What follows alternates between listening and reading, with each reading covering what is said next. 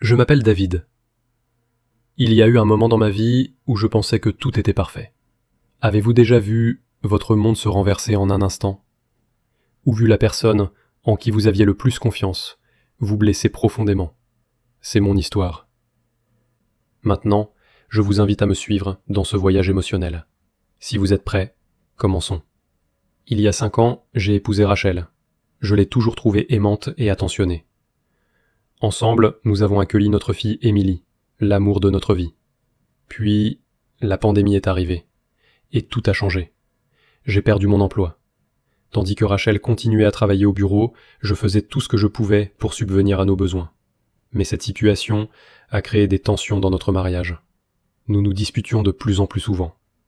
Un jour, au milieu d'une dispute, Rachel m'a giflé, devant notre fille. Même si Émilie n'a peut-être pas compris ce qui se passait, ce moment m'a profondément bouleversé. Rachel me rappelait sans cesse que j'étais sans emploi. Et cela creusait chaque jour un peu plus le fossé entre nous. Jusqu'au jour où je suis rentré plus tôt à la maison. Dès que j'ai ouvert la porte, j'ai entendu des sons venir de la cuisine. Le rire de Rachel. Puis une voix d'homme, et ensuite Rachel qui gémissait de plus en plus fort. Mon cœur s'est arrêté. Je me suis avancé, silencieux. Et là, appuyé contre le comptoir, Rachel était avec un autre homme. Le choc était indescriptible.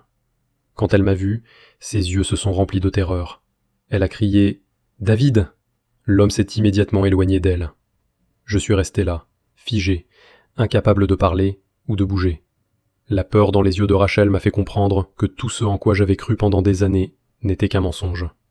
Je n'ai rien dit. Je voulais juste partir. Elle criait derrière moi. « David, s'il te plaît, écoute-moi. » Mais je me suis contenté de prendre les clés et de partir chercher ma fille à l'école. Plus tard, Rachel m'a envoyé des messages. « Je t'aime. Je suis désolé. Pardonne-moi. » Mais ces mots n'avaient plus aucun sens. Tout ce à quoi je pouvais penser, c'était Émilie. Pour essayer de reprendre mes esprits, je suis allé boire un café. Et là, j'ai vu l'homme qui était avec ma femme 10 minutes plus tôt.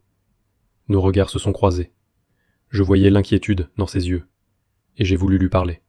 Il s'appelait Michael, un collègue de Rachel. Il m'a expliqué que Rachel lui avait dit qu'elle était célibataire, et que son ex-mari vivait dans un autre état. Michael m'a avoué que leur liaison durait depuis 3 mois. C'est à cet instant que j'ai compris l'ampleur de la trahison. Quand je suis rentré à la maison, auprès de ma fille, je ne m'étais jamais senti aussi fragile. J'ai décidé que tout devait s'arrêter avec Rachel. J'ai commencé à chercher un avocat pour le divorce, et mes inquiétudes pour la garde d'Émilie m'ont fait comprendre combien ce processus serait difficile. Mon seul souhait était qu'Émilie sorte de cette épreuve avec le moins de douleur possible. Rachel pouvait continuer sa vie avec Michael. Moi, je devais me concentrer sur la personne la plus précieuse de ma vie, ma fille. Le divorce a commencé. J'étais prêt à partager la garde. Voir Rachel disparaître complètement aurait été trop traumatisant pour Émilie. Nous avons donc pris des chemins séparés, en essayant de faire au mieux pour notre fille.